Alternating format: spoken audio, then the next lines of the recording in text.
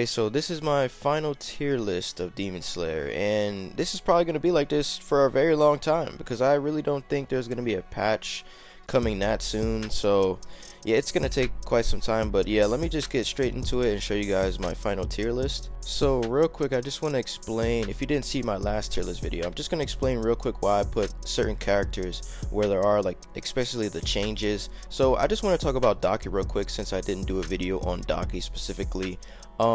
Daki, can we as a community stop downplaying Daki?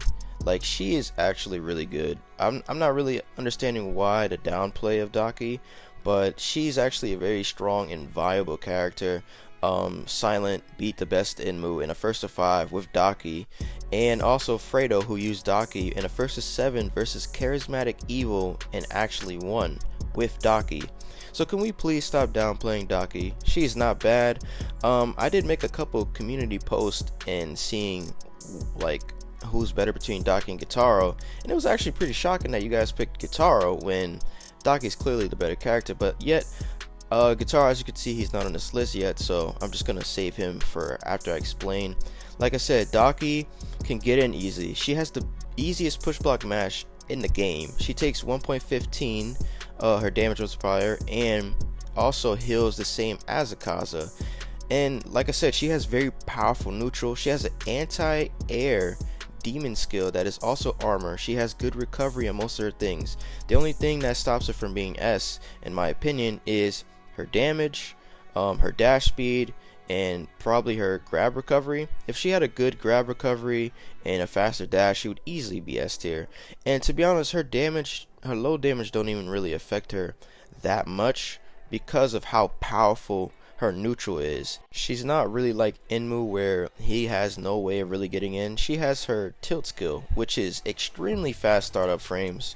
It's just like Piercing Kick, if not a little bit faster on startup, and she can cancel out of it if she hits your guard, because obviously if she doesn't cancel, it is a punish, but she can cancel as well, something that Gyutaro doesn't have in any of his skills. But I digress. So I'm gonna also put, those are the exact reasons why I put Zenitsu and Ed Zenitsu over Enmu, because Enmu has a very hard time catching his opponents. He also has quite a lot of bad matchups, so that's why I put him down at the bottom of S tier, because he is still a very powerful character. But Zenitsu, Ed Zen, they just have a lot more better matchups and have, you know, like I said, they just perform better than Enmu can in terms of the neutral game in general, like overall, because Enmu still has strong neutral, but he struggles in catching people, which in terms, like, since he has a slow dash, he has a hard time dealing with Susumaru, Yahaba, and etc, etc.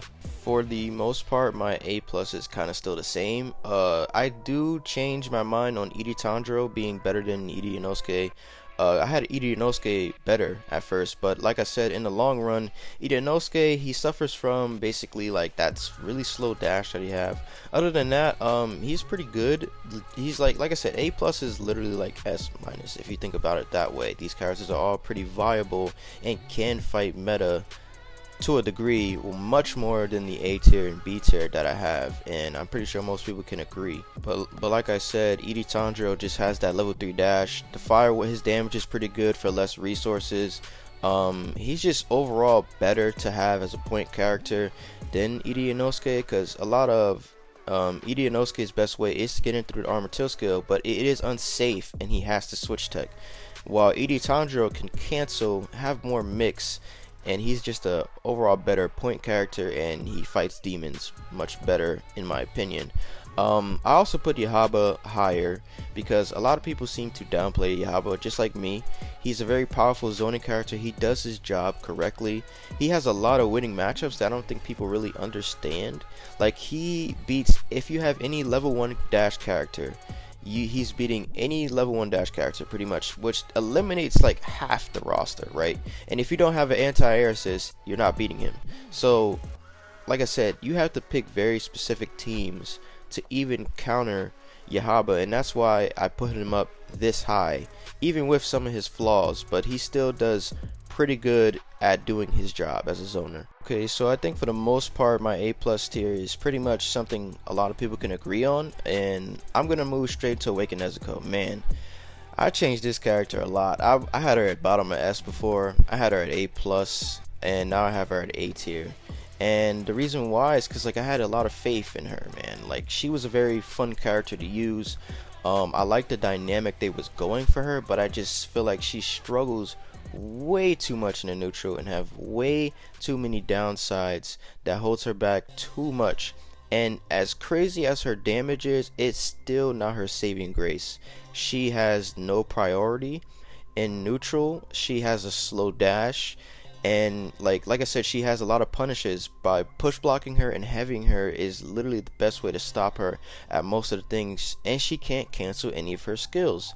So like I said, Awakened Nezuko, just like even at the top of A tier, it's still feel like I'm pushing it, maybe because of how much she struggles in the neutral and fighting against slayers in general. Every time I use this character, every time I even think about dashing, or if I do a tilt skill, they immediately push block mash, and they'll either heavy switch, or just like I said, they will just cheese me to death, and there's not much I can do. She can't even condition her opponents well because of how slow her grab is and the recovery. And also her DP is actually terrible. I feel like she should be able to at least combo off her, or have a faster startup, or have like better end lag, because she has terrible recovery. Like I said, Awakened Nezuko on paper is supposed to be really good, but instead she's just really terrible at doing what she needs to. The only reason I have her this high in general, because it sounds like I'm making her a B tier character, but the only reason I have her this high in A tier is pretty much because of her damage, her 1.15 multiplier, damage multiplier, and she heals almost like a Kaza. She gains the meter back the fastest as well. So in the long run, if you're a good player and you use her, all her tools as necessary, as needed in the matchups, she still performs pretty well. I mean, look at me, I use Gyu and perform pretty well, and he's pretty much an A tier character based off of my logic, of course, and I think most people can agree with that. But yeah, that's why I have her down here. I had to talk about her because she's definitely the biggest change out of any of the tier lists I did so far in the past. Okay, so now we're pretty much coming toward an end of the explaining before I get to Gyutaro in a little bit. So in my A tier, everybody's pretty much the same. I put Sakonji over Rengoku because even though Sakonji, all he has is literally a slower dash, I feel like they both have so much flaws that stop them in neutral altogether. I think Sakonji is just the better character. Rengoku can apply no pressure at all. If he does Blazing Universe, you can push back lunge him. If he commits and does a Flame Tiger, you could parry him. He always has to switch tech, which Sakonji does not have to switch tech. And that's what, he also takes less damage. Rengoku takes more, has bad recovery, and no cancels. So overall, Sakonji is just the better character. I feel like that's pretty obvious. Now, having Murata above Shinobu and Inosuke in B tier is because of how valuable his assist is. That's it, literally it. Like I said, in terms of neutral, I feel like his water wheel is actually pretty good. It's pretty underrated in my opinion. But like I said, his assist is such a valuable like asset to the game that I just feel like it's overall better. Like it puts him higher on the tier list, even though Shinobu and Inosuke can perform better than him in neutral. And I'm just going to talk about the B tier real quick before I get to Gyutaro, because it's already like 9 minutes long in the video. Shinobu, like I said, she has too many bad matchups. She's a squishy character, does low damage, and her assist is not an anti-air assist. She still can be used in Slayer v Slayers, obviously, but there is a bunch of Slayers now that can stop her from doing what she wants to do in the neutral game. And like I said, she just takes too much damage, and she has way too many bad matchups, so that's why I put her here. Still a good character to use. Inosuke's the same thing, struggles in neutral, not much he could really do. I put Makomo over Sabito because, like I said, Makomo still has a stronger neutral, and Sabito, even if she is inconsistent, I'd rather have someone who's at least faster, can get in, do what she needs to do. Even if she drops sometime, she still does a better job overall than Sabito, who has no way of really getting in besides his dash, and it's level 1. So there's that. So now we're about to get straight into Gyutaro. Now I know it took me some time to get to Gyutaro, like pretty much 10 minutes into the video. I just needed to explain myself of the whole tier list, because this is like pretty much the final tier list. I don't think I'm gonna make any changes to this unless there's like a miracle, a balance patch that comes happens to come last minute. So yeah, I just wanted to explain myself. So if anything, if you guys want to just go straight into seeing Gyutaro itself, I'm just going to put it in a timestamp in the beginning of the video. So now it's finally time to place Gyutaro on the tier list. And yeah, this is pretty much the whole final tier list. I have Gyutaro an A+, and I feel like this is a good spot for him because, like I said, Gyutaro, the best thing he has going for him is his hitboxes. He has pretty good damage overall, but his hitboxes are pretty insane, and it's pretty ridiculous. I'm not gonna lie, most of the time it's actually annoying to fight against this character. He has a lot of things going for him. His ult range, he just has good light attacks. His light attacks can knock you out of the air sometimes. He could even knock you out of dashes. His tilt skill got good like hitboxes. His normal skill, he has pretty good setup with his tilt demon skill, the projectiles that stay on the map and follow you. But of course I can't name all his upsides because the downsides is why he's even this low on the tier list. Even though A+ is considered a pretty good tier list, Gyutaro is just, he has too many flaws. First of all, he takes 1.25, the same amount of damage as a Kaza, and his neutral is nowhere near as strong as a Kaza, so I feel like that didn't make any sense. Even though he heals the same as a Kaza, he still takes the same damage with far less neutral than a Kaza. Also, he has no cancels, which means if he does do a tilt skill or a normal skill, he's committing, he's trying to make a read, and pretty much it's prone to heavying him like pretty easily. It's pretty much fake pressure. His tilt demon skill, while it's pretty good for setup, free projectiles can get rid of it, which means Gyutaro has no projectiles. He also has a level 2 dash, and he struggles. He has a lot of bad matches against most of the demons in the game, if we're being honest.